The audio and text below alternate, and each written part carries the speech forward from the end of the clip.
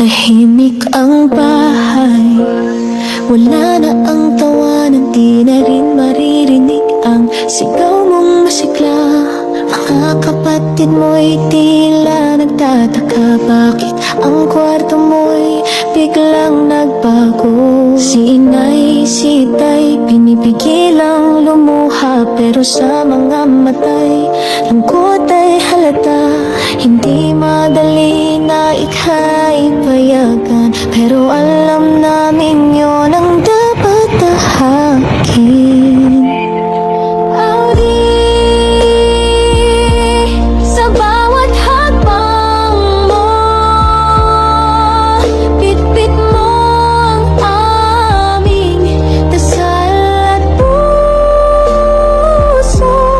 Kahit malayo ka, damang-dama ka pa, sa bawat hapunan, sa bawat umaga, at muli namin maririnig ang iyong ngiti.